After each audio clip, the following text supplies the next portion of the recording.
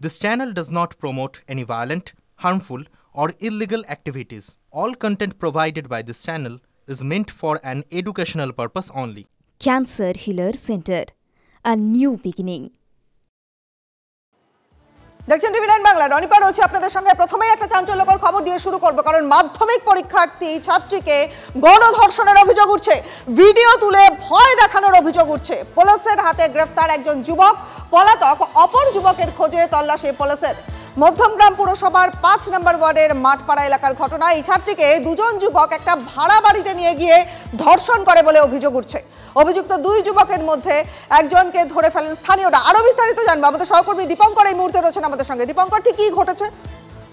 দেখো, ঘটনা যেটা আমরা জানতে পারছি, স্থানীয় মানুষের কাছ থেকে জানা যাচ্ছে যে ও একটি ভাড়া বাড়িতে ছিল, পরিত্যক্ত জায়গাতে নিয়ে যায় এবং সেখানে ৫ নম্বর ওয়ার্ডের সারদাপল্লী মাঠপাড়ার ঘটনা।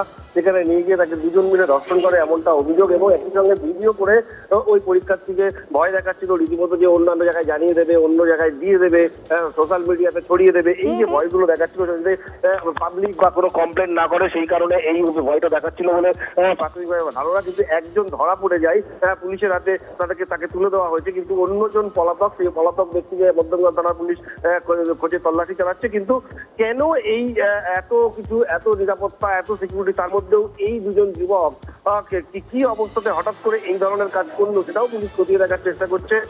প্রশাসনের তরফ থেকে বলা হচ্ছে যে যথেষ্ট নিরাপত্তা, এবং মধ্যমগ্রাম তুমি বুঝতে পারছো কলকাতার খুব কাছের একটা শহর, সেখানে যথেষ্ট আতশাত নিরাপত্তা থাকে। সেই জায়গাতে এরকম দুজন যুবক কিভাবে এই ঘটনা ঘটালো, সেটাও পুলিশ খতিয়ে দেখছে। সব মিলিয়ে এখনো পর্যন্ত একজন গ্রেপ্তার আছে, অপরজনের খোঁজে তল্লাশি চালাচ্ছে মধ্যমগ্রাম থানার পুলিশ। বেশ দীপঙ্কর, তুমি আমাদের সঙ্গে থাকো। অর্থাৎ দেখা যাচ্ছে যে শুধুমাত্র ধর্ষণই নয়, পাশাপাশি হুমকি, ধর্ষণ এবং হুমকি দুটো অভিযোগ সামনে আসছে। দোষীদের উপযুক্ত শাস্তির দাবিতে সরব হয়েছেন গ্রামবাসীরা। দীপঙ্কর, সঙ্গে থাকো। দুটো ছেলে বলছে নাকি রেপ করেছে এবং তাকে ভিডিও করেছে।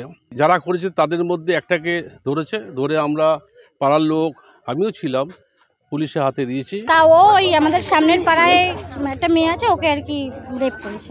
বাচ্চা মেয়ে এই মাধ্যমিক দিয়েছে, সবে হয়তো মাধ্যমিক দিয়েছে। আমার কাছে পাড়ারই একজন সিনিয়র এসে বললো যে এরকম কেস ঘটেছে, যে তার নাকি ভিডিও রয়েছে। ভিডিও ফেসবুকে ছেড়েছে কিনা বলতে পারবো না, সে নাকি ভিডিও করে 10 জনকে দেখিয়েছে, আমি এইটুকু শুনলাম। আচ্ছা, তারপরেই সেই কেসটা জানাজানি হয়েছে। আর এই ঘটনাকে কেন্দ্র করে স্বাভাবিকভাবে উত্তেজনা ছড়িয়েছে, এবং বাদুতে সেখানে কিন্তু স্থানীয়রা তারা বিক্ষোভ দেখাচ্ছেন। বারাসতের ইফটিজারদের দৌরাত্ম্য, টায়ার জ্বালিয়ে অবরোধ এবং বিক্ষোভ। বারাসতের বাদু রোডে প্রতিবাদের আগুন।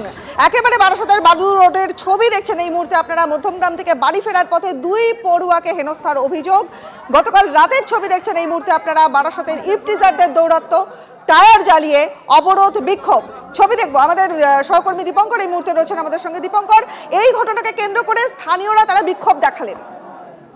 দেখো, এটা প্রশাসনের বিরুদ্ধে বিক্ষোভ। এই ধরনের ঘটনা কেন বারবার লাগাতার ঘটবে, এটা কিন্তু একটা বড় প্রশ্নচিহ্নের বিষয়। বৃহস্পতিবার সন্ধ্যায় দুই পড়ুয়া মধ্যমগ্রাম থেকে ভ্যানে করে বাড়ি ফিরছিলেন। সেই সময় তারা হেনস্থার শিকার হন, তাদেরকে হেনস্থা করা হয় এবং দুটো যুবক তারা পিছু নেয়। পরবর্তীতে ওই দুই ভ্যান পড়ুয়া বাড়ি ফিরছিলেন, সেই ভ্যানের চালককে ফোন করে ওই দুই যুবক, এবং তৎক্ষণাৎ ভ্যান চালক ভ্যান থামিয়ে দেয় এবং পড়ুয়াকে জোর করতে থাকে ব্যক্তিদের সঙ্গে কথা বলবার জন্য। এই যে নানা রকমের ঘটনা, টিপটিজিং এর ঘটনা ঘটলো, এবং তার বিরুদ্ধেই কিন্তু প্রতিবাদ। টায়ার জ্বালিয়ে দীর্ঘক্ষণ গতকাল রাত্রে তারা বিক্ষোভ দেখাতে শুরু করে, বিক্ষোভ দেখায়। পরবর্তীতে থানার পুলিশ গিয়ে তারা প্রতিশ্রুতি দেয় যে এই ধরনের ঘটনা থেকে যাতে নিরাপত্তা দেওয়া যায় সেই ব্যবস্থা তারা করবে। কিন্তু প্রশ্ন হচ্ছে কিভাবে এই নিরাপত্তা দেওয়া সম্ভব হবে, সেটাও একটা বড় প্রশ্ন। পুলিশ গোটা ঘটনা খতিয়ে দেখছে, যারা এই ঘটনা ঘটেছে তাদেরকে গ্রেফতার করে শাস্তির ব্যবস্থা করবে, এমনটাই বলছে। বেশ দীপঙ্কর, তুমি সঙ্গে থাকো। দেখুন, মধ্যমগ্রাম থেকে বাড়ি ফেরার পথে দুই পড়ুয়াকে হেনস্থার অভিযোগ উঠছে, এবং তার প্রতিবাদে, অর্থাৎ ইফটিজারদের দৌরাত্ম্যের প্রতিবাদে টায়ার জ্বালিয়ে অবরোধ, বিক্ষোভ। বারাসতের বাদু রোডের ছবি দেখছেন আপনারা। বারাসতের বাদু রোডে প্রতিবাদের আগুন জ্বলল। ইফটিজারদের দৌরাত্ম্যের প্রতিবাদ, এবং সেই প্রতিবাদে বারাসতের বাদু রোড, সেখানে প্রতিবাদের আগুন। রাজ্যের নারী নিরাপত্তা নিয়ে আরো একবার প্রশ্ন চিহ্ন তৈরি হচ্ছে, আরো একবার প্রশ্নের মুখে রাজ্যের নারী নিরাপত্তা। কারণ ইফটিজারদের দৌরাত্ম্য, সেই দৌরাত্ম্যের প্রতিবাদে এবার স্থানীয়রা মধ্যমগ্রাম এবং বাদু দুটো ছবি দেখছেন আপনারা পাশাপাশি। মধ্যমগ্রামে বাড়ি ফেরার পথে 2 পড়ুয়াকে হেনস্থার অভিযোগ উঠছে এবং ছাত্রীদের হেনস্থা উত্ত্যক্ত করবার অভিযোগ। একের পর এক অভিযোগ। নারী নিরাপত্তা, নারী সুরক্ষা কোথায় তা নিয়ে প্রশ্নচিহ্ন থাকছেই।